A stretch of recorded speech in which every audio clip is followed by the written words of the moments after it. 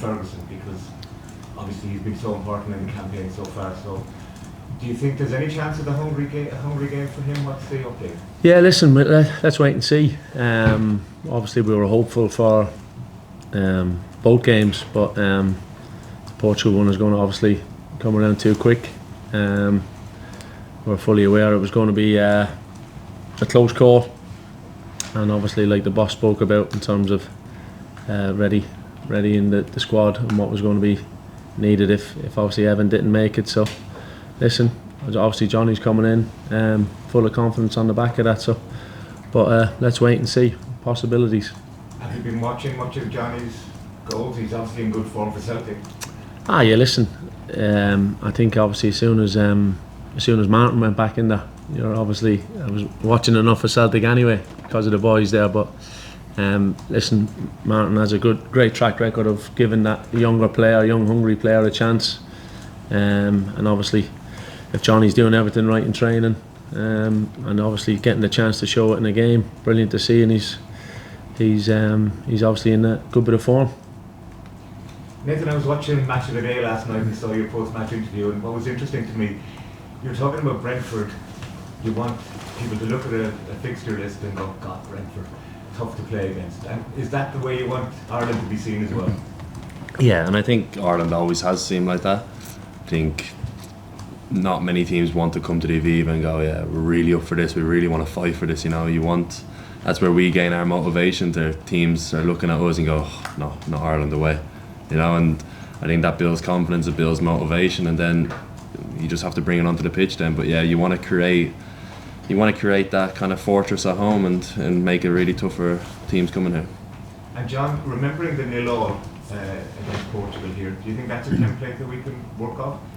Listen, it's first and foremost, it's a home game for us, obviously, and we know obviously the game against them last month was gut wrenching in a sense to lose it the way we did in the end. But there's a good platform to build on that, and obviously you're flipping it to the Aviva, our fans, our noise behind it to maybe influence and put more pressure on ourselves first and foremost, on everyone to perform at home, but also on making sure we're in control of situations that obviously Portugal were in control of lots of situations in their home venue too. But you'll know the result from Armenia-Hungary before the game. How significant might that be? Yeah, listen, it'll have a significance, but in terms of how we're going to approach the game, I think it won't have too much initially. We have to have the same concentration and discipline in our performance against obviously a very attack-minded Portuguese team. So we'll wait and see what happens. But listen, it might change what you need to achieve. Listen, ultimately, yeah, but that's the ifs and buts beforehand. We have to focus on what we have to do against Portugal, and to get that result that we need. So we'll, as you said, we'll know a bit more information beforehand, but it's not going to change too much initially. Nathan, how much do you think the Irish crowd can help? Home game, the atmosphere has been really good recently. Yeah, massively. They have a massive effect on us and how we perform and the energy they can give us, but we have to help them with that. We have to give them something to support and cheer about. So it works both ways, but when we're both at it and we're both pushing the same direction, yeah, it's hard to stop us. Yeah. Hi John, obviously your old teammate coming to town, so how do you stop Ronaldo? Well, listen, we managed to obviously stop him in the last game. It's like I mentioned before, they have plenty of threats in the team, and obviously he got, I think it was that shot from outside the box, but otherwise, listen, the boys, I thought the team as a unit and the defence in particular done brilliantly in the duels and the crosses that we had to kind of deal with. So it'll be a similar situation again. We have to be tight, we have to be aggressive, and we have to be winning, clearing crosses, getting the usual stuff. What will go into a big Irish victory is you have to defend crosses, you have to defend your box. It's not just defenders, it's the midfield and attack, everyone connected, and making sure the units are together and strong. It's obviously such a massive game, John. How much pressure does the management team feel under? Listen, it's a massive game. It's a World Cup qualification game at home. against a top seed. So it's why we do it. It's why you're in football for these scenarios, to be facing good opposition, but also to know you can be part of a fantastic victory for your country. So that's the key bit behind it, and it's why we do it. It's why we love it. John, hiya. You spoke about the defeat being gut-wrenching in Lisbon, but also the performance to be proud of. What are confidence levels like in this camp and the management going into this game? Yeah, listen, you're coming on the back of a victory against Armenia. Like you mentioned, we took plenty of good stuff from the Portuguese game in terms of what we were looking for, certain spells of the game, managing that, and then obviously getting the victory against Armenia. So we wanted to make sure we have something to play for in this window. Now we have, and now it's Portugal at home next, and it's again a massive opportunity for the boys and for us, for everybody. It's listen, we go get that result that we're all craving, that this squad, this team, we feel can get. Let's see what happens then against Hungary. But first and foremost, full concentration, making sure the group is ready, prepared. You're coming in on, obviously Portugal will have the same amount of time to prepare. Players are coming in, there's a bit less training time this time, and we just have to make sure everyone's ready and fully focused, and we know they will be. And just on that note, in training, I'm assuming it wasn't a full session today, but did you get a chance to have a look at Kevin? Yeah. And what are your first impressions of him? Yeah, listen, obviously we've been aware of Kevin for a good while now, like the manager spoke about in terms of the passport situation. But no, listen, he had a good introduction from everyone. Obviously the boys who played in the games yesterday were just on recoveries, and Kevin, he got a good flavour of managed to get him a few 1v1s with Mikey Johnson. So he had a good introduction, and Mikey gave him a good test. But no, listen, let's wait and see over the next few days. It was just a small session today. Okay, thanks. Nathan, hi, how are you? Obviously last month, as John said, it was a really gut-wrenching end to the game, but it was a really strong defensive performance in Lisbon. Like, how much did you learn from that, I suppose, of the challenge? You know, you're probably going to need to get a result on Thursday. Like, what do you learn from last month's game going into that? Listen to me, I think how tough it's going to be. Again, they're one of the best teams in the world with some of the best players in the world, and it's just going to be extremely tough. You have to concentrate. It's probably more the mental challenge than the physical challenge.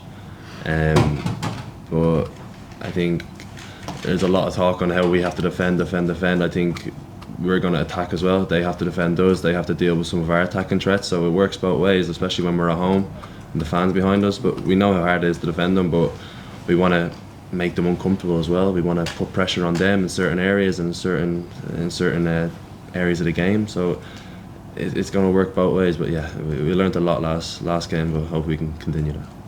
John, just one for you on the, like, obviously John, you came in to the squad to replace Evan for this game. Like, what was the thinking behind not calling Johnny up in first place when Evan was a doubt? You know, like I know that there are other strikers in the squad as well, but just was that something that, what was the reasoning behind that decision, I suppose? No, listen, it's always a case that's the discussion, in the sense of you're looking at strikers and the players come under consideration.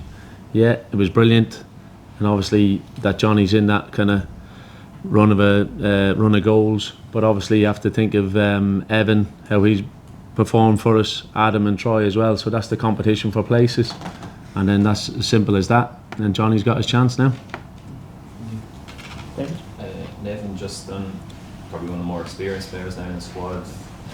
Probably haven't had that big standout home win. How much would it mean to you and the rest of the players that you can have a huge home win in front of a home crowd on Thursday against one of the big nations? I think that's where the belief's coming from, and the faith we have in each other is that we know we can go get a big win against a top team. We've come close obviously in previous years against a few teams that we've not got over the line, but I think the belief in the squad is that Ireland at home has that in them to get a big win against a big squad. So why can't it be us, really? I suppose in the last game it was a good performance defensively, but there was not much kind of going forward. What are you going to change to try and score a goal against Portugal on Thursday? Is that against Portugal or Armenia? Sorry, against Portugal. Oh, sorry. Yeah, the last one. Listen, it's a different game, of course, away from home. It's always tough going to a place like that. You know, I felt we were under pressure a lot. They had a lot of ball. You know, it's not easy, but you have to just kind of bite the bullet with that. But when we're at home, again, it's momentum. Everything changes. They have a bit more pressure. The fans are not with them; they're against them. And it'll be a completely different game, I think. Best of luck this week. We'll start the embargo. We'll start you. What do I think of Ronaldo kind of celebrate their goal in your face? It was Jake, not me. Oh, Yeah. was it? Yeah. And what was that? You can see his frustration kind of leading up to that point. Was that was him, I guess? I guess he was frustrated that he didn't score himself potentially. I only seen after. I didn't really understand why, but I don't know. You did seem to take a lot of like I remember one of the blocks that was made. There was a lot of kind of high fiving and celebrating. Is that kind of, does that give energy to a team when you're kind of celebrating those big kind of defensive moments as well as the goal? Yeah, especially in a game like that, you know, and it's hard to gain momentum and it's hard to get that bit of edge. You know, you need to find something that you can draw confidence from, and maybe that's a big block. It's a big save from Quevian. You gain motivation from that, gain confidence, and then you feel like you feel better about yourself. You feel better about your team. And it is maybe a little. It's something mental that can just change a little bit, but it is nice to have them moments. Sure. And just club-wise, there obviously would have been people on the outside not knowing Keith Andrews, maybe wonder what he was going to do. Can you kind of speak about how you felt about him coming in, and then the fact that some big name players were leaving? Were you kind of concerned in any way on that side of things, player-wise? With Keith, I've known Keith since I was 15 or whatever. I've had him as a coach a long time, so I knew what he was about. I knew what he was like when he was here. I knew he was a set piece coach last season.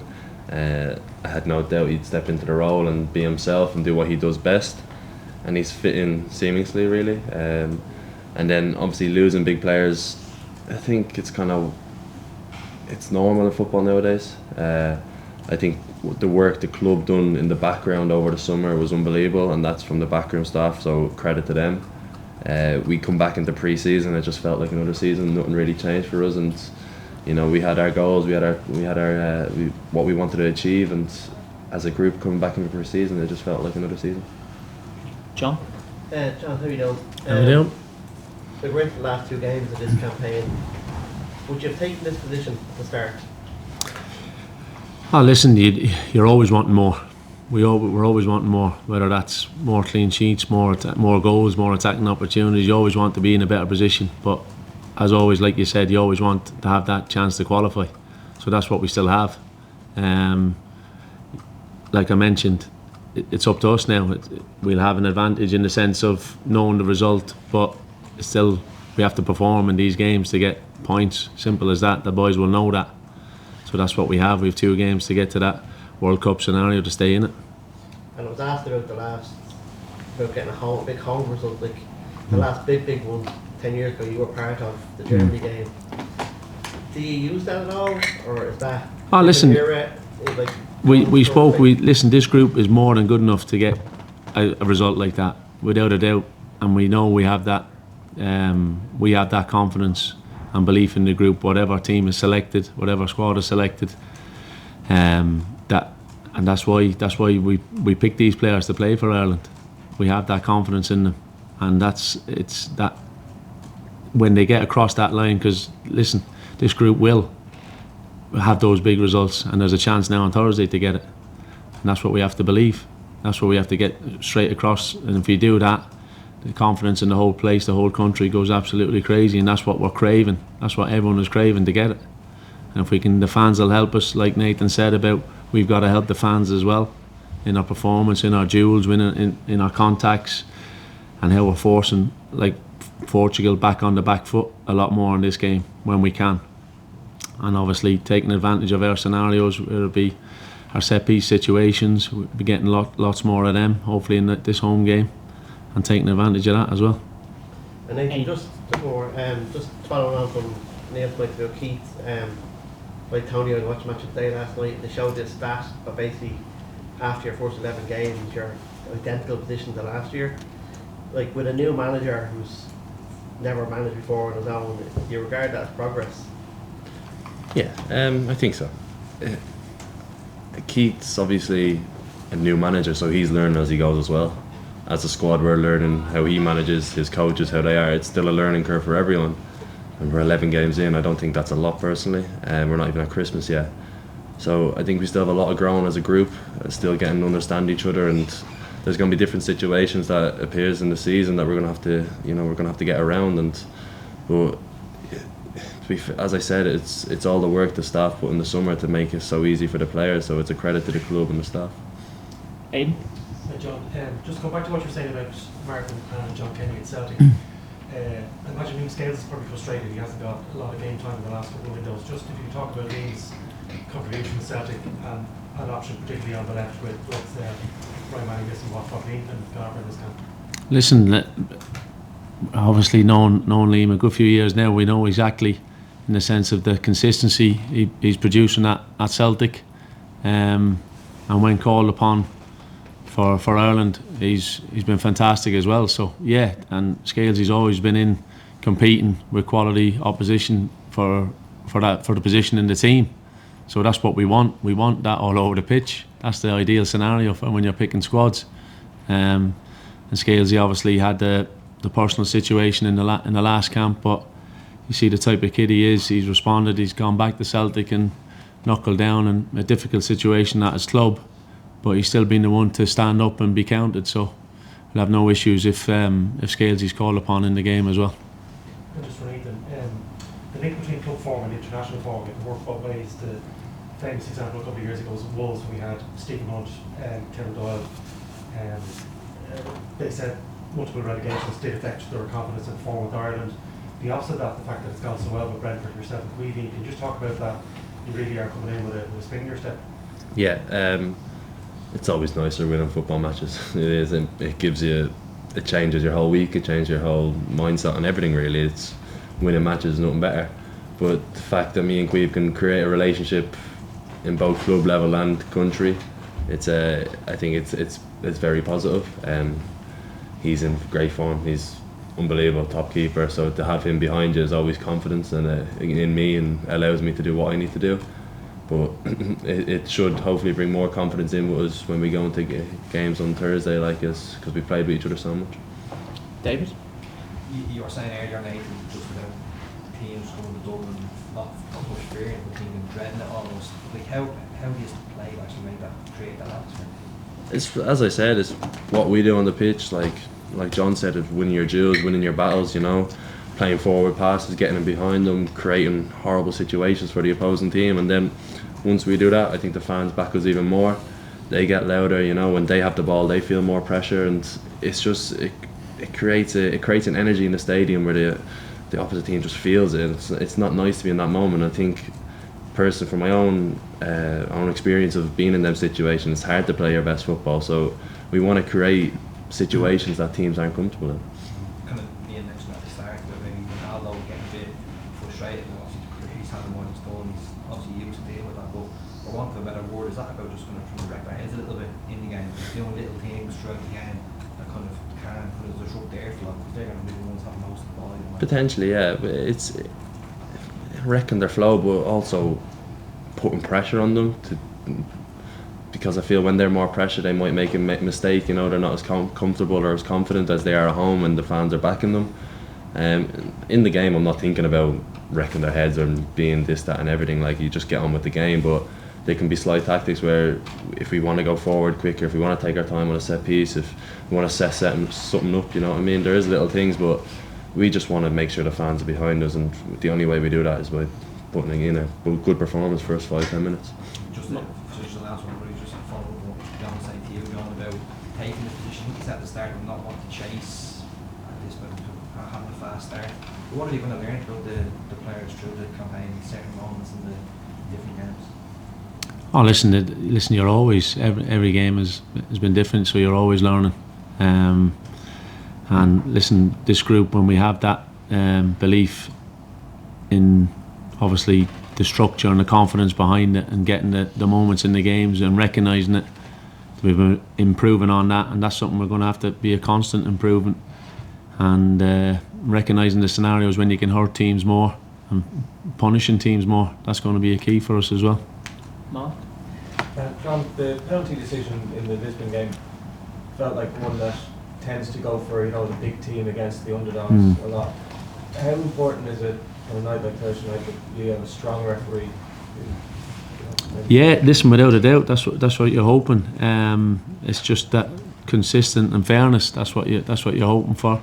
And as you said, it was a strange one because obviously we were able to look at the replays of it as well quite quickly, and you're thinking surely you get a chance to have that reviewed type of thing. But listen, ultimately you have to go away from those situations as well and make sure you keep as many matters in your own control as possible. I think that'll be the key as well on Thursday evening, if we can do that. And then obviously you're hoping for that in those situations, like you mentioned, the big victories that we've had. You need that stroke of luck. Like we mentioned, you might need your goalkeeper to play very well, you might need whatever it is to go in your favour. But if you're doing everything right and keeping everything simple and well, the structure behind that, when, like we mentioned, get that bit of luck because you've won duels, you blocked a cross, you blocked a shot, whatever it might be, that next attack you have, you get that bit of luck and you go and win the game on the back of it. Nathan, just a few months in, your understanding with Cleveland Kelleher playing a trend on a daily basis? Yeah, he's tough. Listen, he's fit into Brentford like nothing, to be honest. He's gelled in really quick. His personality has shown through straight away, and he's just being himself, and I think that's what helps him on the pitch as well. He's just being himself. Off the pitch, in the gym, doing his recovery, doing all them bits, he's top of that as well. I can't fault him anything. He's just a good lad, and he just helps. He's helping us become a better team. Sorry, just one more, John. Really tight on time here. Go on. Just given that he's such a big kind of footballing figure as well, Michael D. Higgins made a statement on your retirement, so very unfair that you reciprocated. Oh, did he?